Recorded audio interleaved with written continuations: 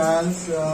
My name is not in the program, but literally I volunteered to speak, considering the fact that I cannot miss the chance of giving these final words to a very, very dear friend, Sally.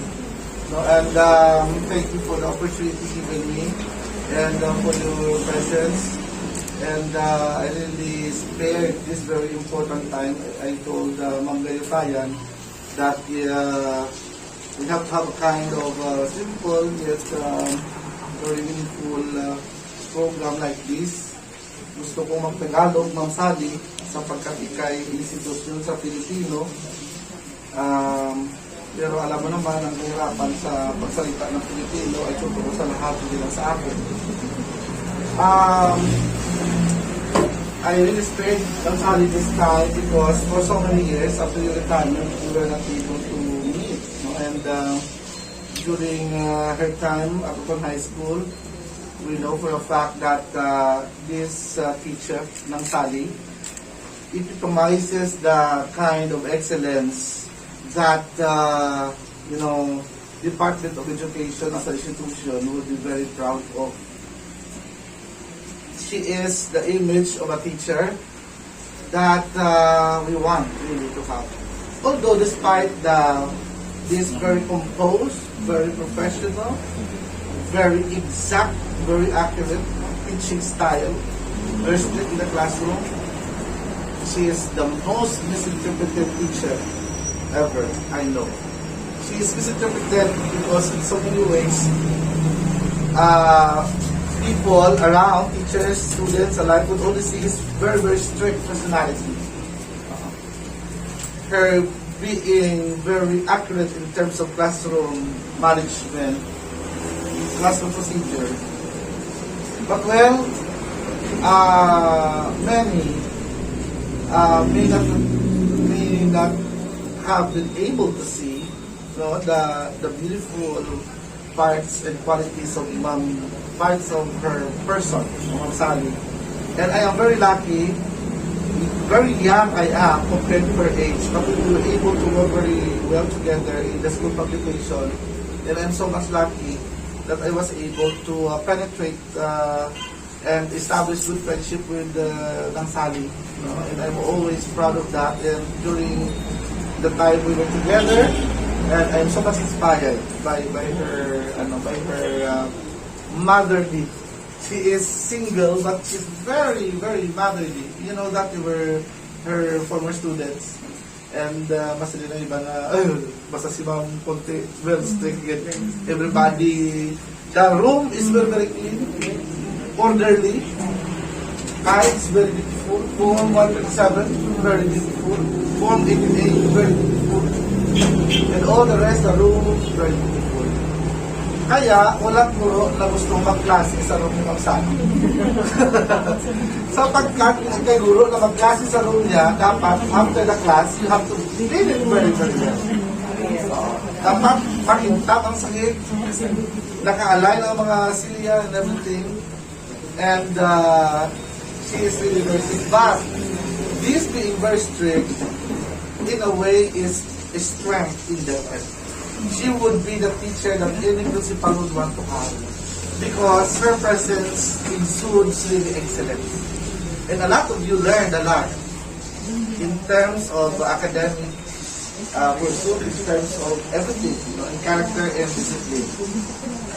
Ma'am Sally, and you will always be in our hearts. And makukali kayo na rin, all other teachers, Ma'am Sally and the rest of our co-teachers who passed, deserve supposedly the best program.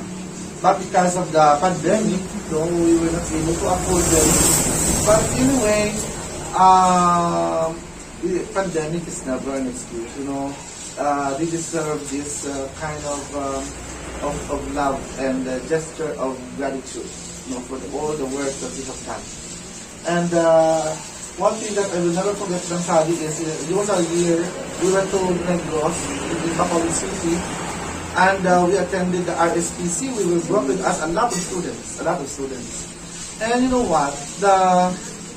after the program, one day before the program ends, there was a typhoon. So may nagbagyo, wala kami medical, makauwi, walang biyahe. So natingga kami doon ng 2 araw, Jennifer. More than 2 days or 3 days, walang biyahe. CDSA panood, supposedly. One of the contestants was Sierra Robles for declination. Hindi nakapunta si Sierra kasi bagyo. And our allowance, we thought all the while, wala kami makakain. But you know, Nang Sally is really very good in handling money. So she was able to stretch her budget up to that time we were able to go home. And true enough, I believe that she also was very happy. After that, she attended the national level competition in Baguio City, in Laguna. And after that, she relinquished also her position to fighting. But Nang Sally remained very good leader in the school. He is not very vocal, but he is working so hard. In the TEA, he used to be our long-time treasurer. She was treasurer of our association for a very long time. Oo. The only time she was replaced is when she gave it up. Hindi na siya. But kung na siya nag-give up, wala lang siya na-islan, no? And kung may mga demonstration, whatever, she is pangbago. And we were together for this contest. And they're very soft-spoken. But when she wants to make a point, she's also very strong, very tough woman. And we are happy that she is now at peace, although she's so tiny. We did not expect this. At 72, she's still very vibrant, supposedly. No?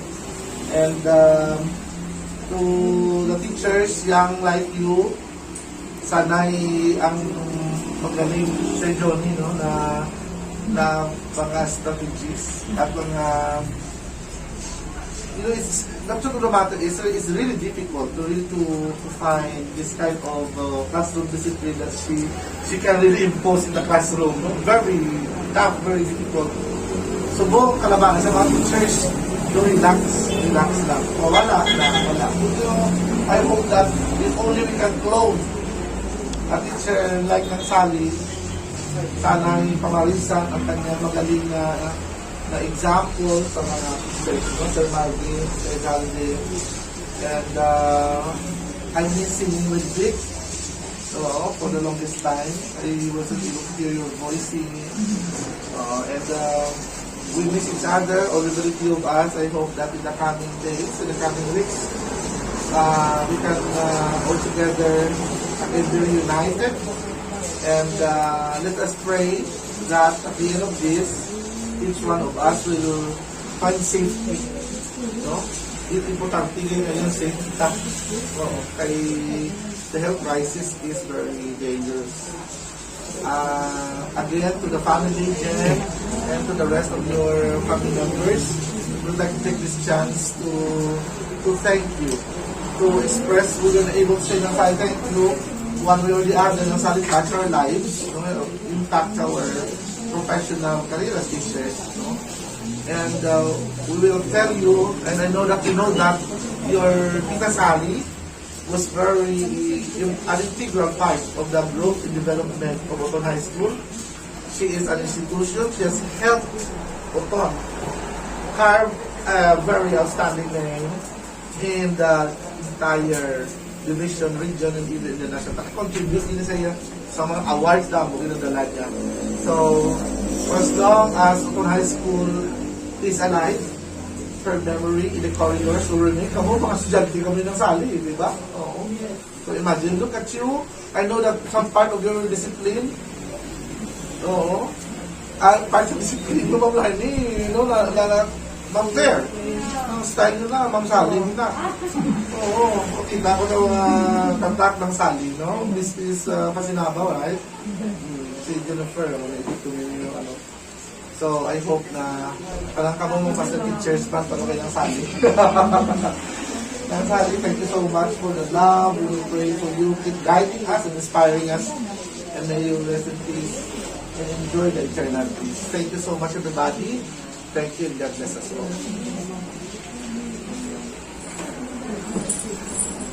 Okay, good afternoon everyone. Allow me also to share with you my message related to Ma'am Sally Contemplacion.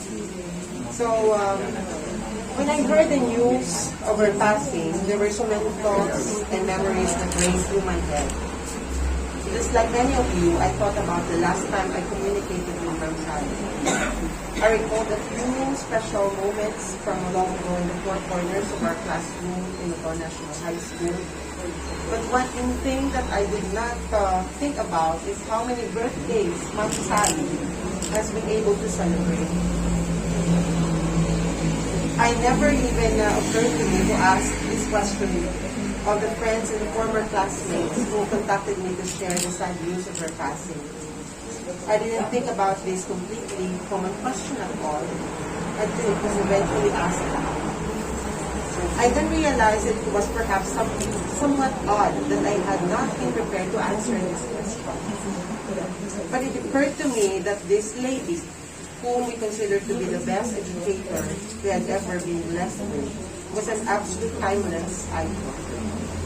I can still remember those times when we were in high school.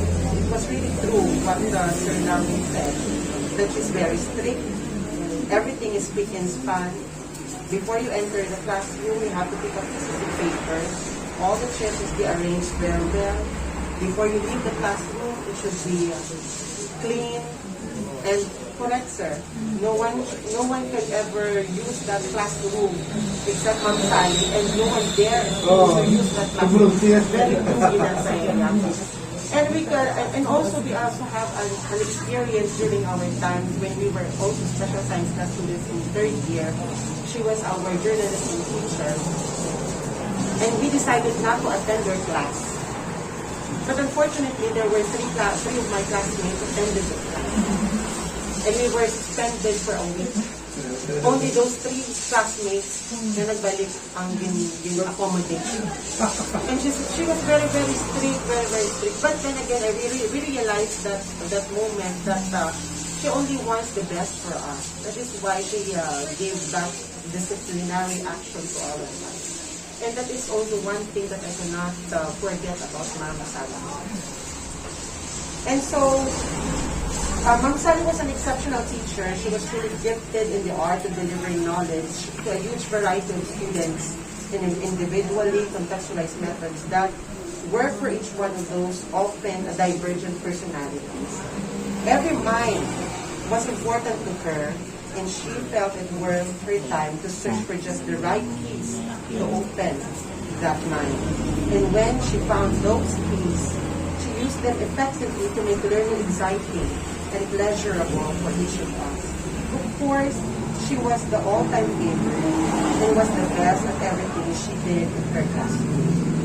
No matter how skillful a teacher she was, no matter how patient and how kind she was with us as our students, no matter how much energy she put into making us the best journalists we could possibly be, and no matter how much she loved his artful craft that she was so tirelessly and expertly taught to many of us, Ma'am Sally touched some of our hearts in a very special way that we can never ever accurately or fully explain with the mere tools of these earthly written words. Only a heavenly-based language is capable of conveying that message. So, Ma'am Sally, rest in eternal peace. Thank you so much.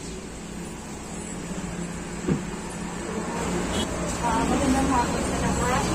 Nandito tayo ngayon, hindi upang magbuksa, kundi upang ipagdiwang ang buhay ng isang dakilang babae. Si Bibili, Salvacion, Contemplacion, na tanyag sa tawag noon ng mga estudyante na Ma'am Conte. Isang tipikal na guro na may pagmamahal at pagmamalasakit para sa kanyang mga estudyante. Disiplina at pagpatuto ang mahalaga sa kanya. Pagpasok mo sa kanyang classroom, ay talagang madarama mo yung kakaibang atmosphere sa loob ng kwarto. Ang dating maiingay na grupo ay naging tahimik at taimtim na nakikinig sa kanyang pagtatalakay. Kung kaya't natuto kami, natuto tayo. Respeto at hindi takot ang nangingibabaw sa ating mga estudyante, di ba? Hindi tayo natatakot, ngunit nandoon yung respeto para sa kanya. Gusto halos lahat ng mga estudyante na siyang maging guro sa Pilipino. Bakit? Dahil sa kanyang pagiging istrikto, o bukod doon, ay mataas siyang magbigay ng grado. Di ba, Sir Salve? Mataas siyang magbigay ng grado. At sakasakali nga ako, noon, palagi nagkakaroon ng patimpala sa kalinisan at pagundahan ng classroom. Ang kanyang classroom ang siyang lagi nanarado. Organisado ang kanyang classroom, maging sa kanyang mga format. At nais kong ibahagi ang aking karanasan noon na ang class record ni Ma'am Contemplacion ay bitbit ko yun. Ako ang sinusulat ang pangalan ng lahat ng section na under sa kanya noong third year high school ako. Sa katapusan ng klase, sa akin pa rin, ipinadadala yung EPA, mga pumasa doon, dala yung tagubilin. Ang daman mo gitna, hinahanglan, wala, isang sala, wala, erasure ang ngalan mo. Wala na maestra ka kayo. Oo, yun ang dahilan. At noong kasama na kami sa high school, sabi ko sa kanya, Ma'am, nagsuman ko dito muna, Ma'am, ipintain mo ako na kapasidad mo ng iyakin, hindi sagat ka na kasubot. Okay. So, tapos gusto ko rin ibahagi noon, habang umuwi kaming dalawa, sabi niya, guys, kung isa-abala na ka sa Verdi na ang kahulugan sa mga ngalan, kami, natagagada ako, Salvacion ngalan. Nagkasalba. Tagasalba. Tapos ang tanong, sino ay stricta na siya, pero manamig siya yung aatyan. Yes. Secretive, pero once na makukod ka mo, nasugid siya man ang ilang mga pinagdaanan, mga muna. Tapos, hindi ka naman maangaw, wala kayo mang pagkamahan. Ganyan ito, mahuya ka man wala makamunahan mo siya, pero ginashare yung mga siya yung bot. Kaya siya launch version niya. Tapos kung sa sagot kwarto, namakis, ay nako, tulong na din siya. Hindi uli na malipatan. Tapos, chair sa mga hinabdo, sa mga Contemplacion, palangga, ginaka mo ni ma'am? Oo. Palangga, ginaka mo. So, so muna lang So, maraming salamat. Hindi, isa pa. Sinabi niya noong estudyante Pag-end mo siya pa, no? Aral ka sa pag-end mo, no? Nag-retire siya. Na-process ko papers ko. At isa rin siya sa mga taong pag-push sa akin kung bakit nakuha ko yung posisyon. Sabi niya noon, ang estudyante kami, pagdating ng panahon na makita ninyo ang inyong guro na puti na yung mga buhok. Tandaan ninyo na isa sa mga buhok na yun, sa puting buhok na yun, ay kayo, ay ikaw. Kaya, isa sa mga puting buhok niya ay tayo.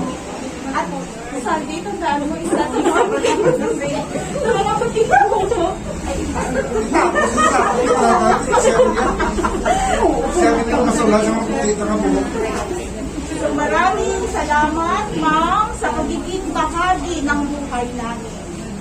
Rest in eternal peace with the Almighty God. Yung hapos na nanula yung pasa. Okay. Kasi a teacher is the greatest blessings of the Lord. She's the one who trains us every good things in life. She teaches us the different aspects of life and the ways which we use to spend a successful life. A good teacher is the most blessed thing we can ever have in our life. She loves us like his own child and make us comfortable with every lesson she brings us. We get different advice from her which we can use to go through any problem in life. Sa ako siguro, biskan wala ako na may klase, ma'am. Ito muna din siya klase teacher. Oo. Basta ako na dumaan ko year 2001, 2002. So, bilog na mo niya batch, hadlock na magi sa classroom niya. Kaya sa pagtulog, yan palang daan, or ba? So, why sila kabalo?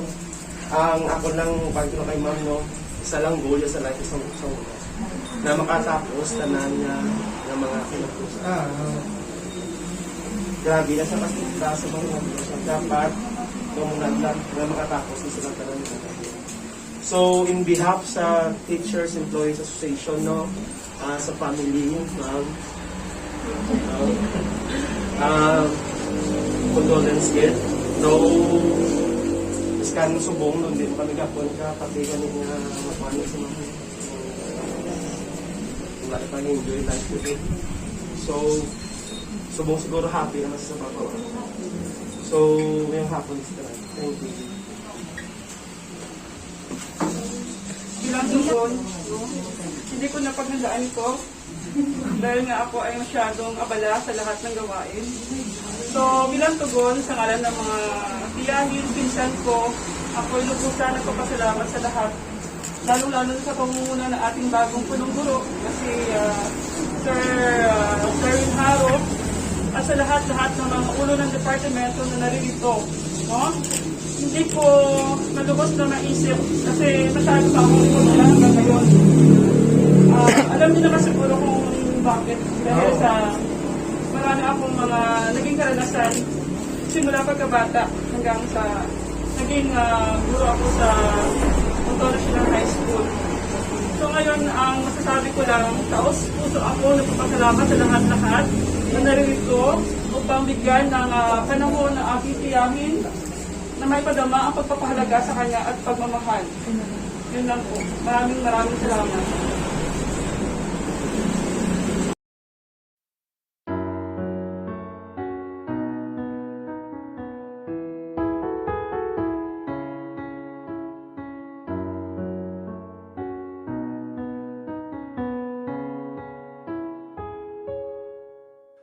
I'm sorry that I left you. I know you feel alone, but God told me that He needed me. He called me to come home.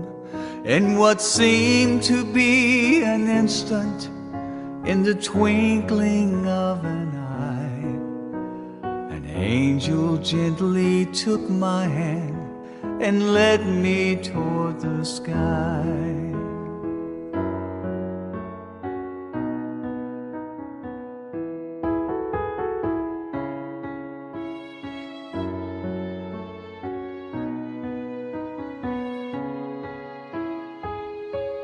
As I ascended into heaven, beyond the pearly gates, angels were rejoicing. Then I saw His radiant face. God's eyes shone down upon me from the glory of His throne. He said, enter into paradise, 'cause heaven's now your home. I fought the fight, I finished the race. Throughout the trial, I kept my faith. No longer do I suffer, my body's been made whole. I'm flying with the angels, and heaven's now my home. God told me not to worry. He said you'd be okay, because eternity's forever, and we'll meet again someday. I fought the fight, I finished the race. Throughout the trial, I kept my faith. No longer do I suffer, my body's been made whole. I'm flying with the angels, and heaven's now my home. I'm flying with the angels, and heaven's now my home.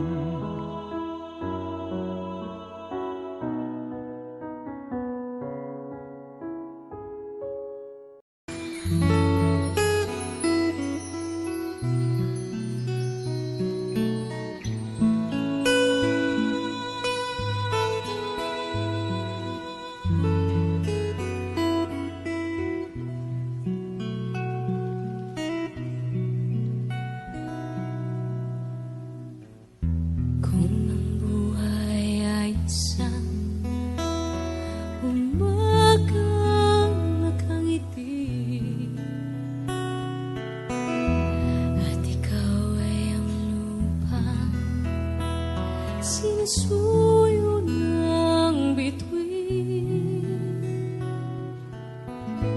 di mo man silip ang langit.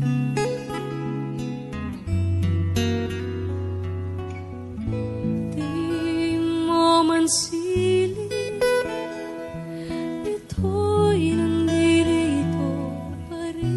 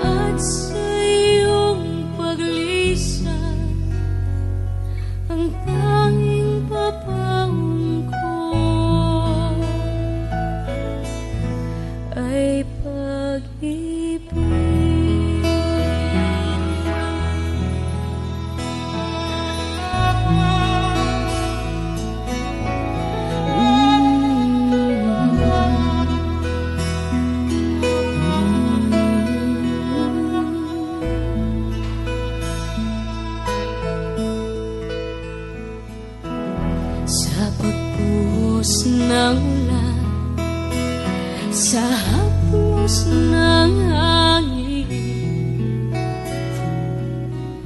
alaala mo ang nakabukit sa pisngi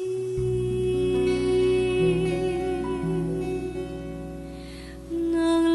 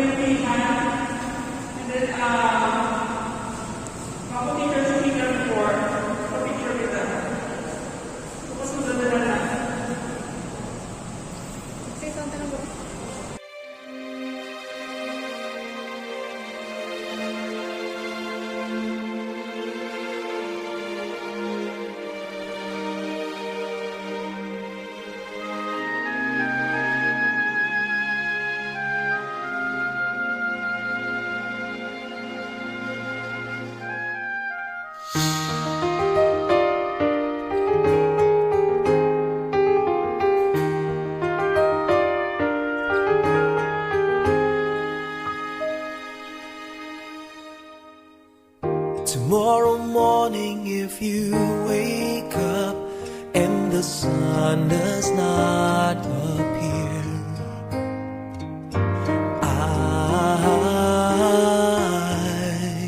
I will be here.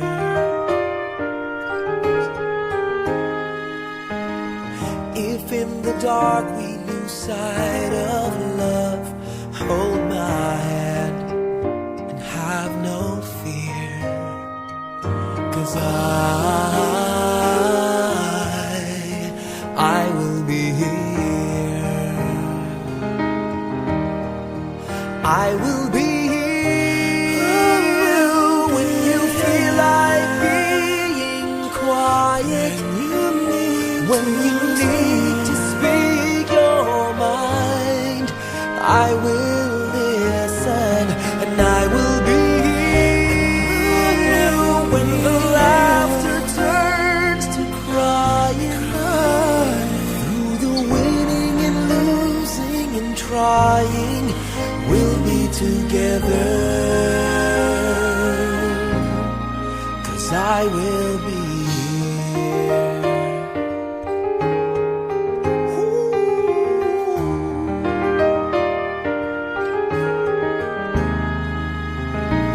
tomorrow morning. If you wake up and the future is unclear,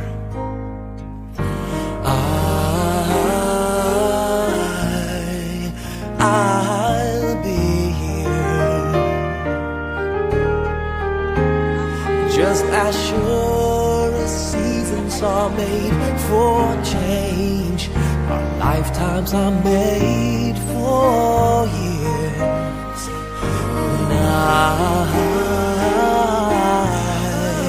I will be here. I will be here.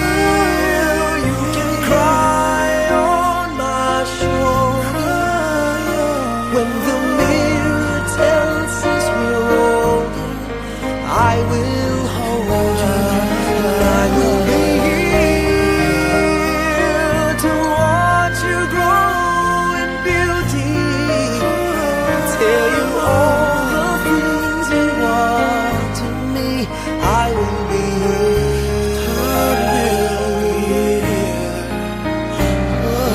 I will be true to the promise I have made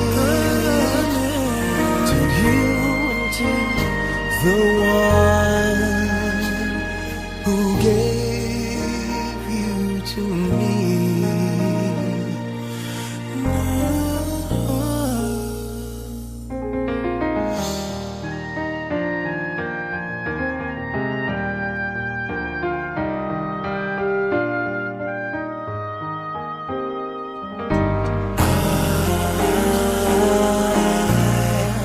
I will be here, and just as sure as seasons are made for change, our lifetimes are made for years. 'Cause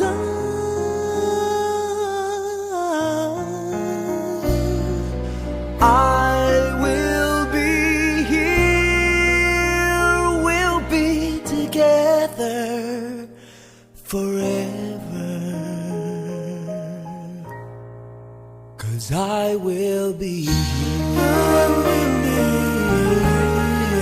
I will be here. I will be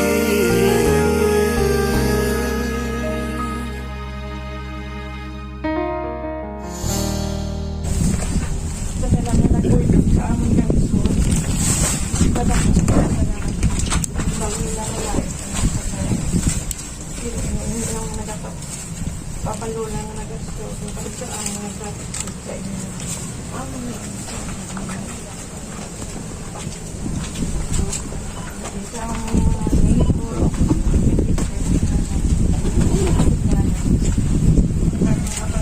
Salamat.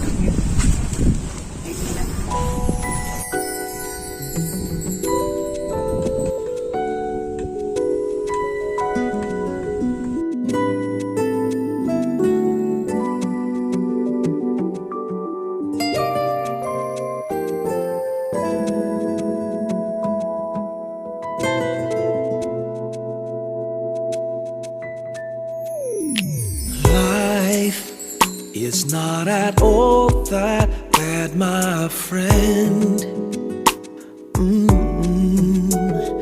If you believe in yourself, if you believe there's someone who walks through life with you, you'll never be alone. Just learn to reach out and open your heart. Lift up your hands to God, and He'll show you the way. And He said, cast your burdens upon me, those who are heavily laden.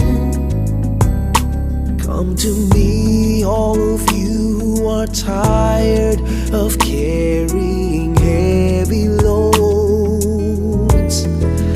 for the yoke I will give you is easy, and my burden is light.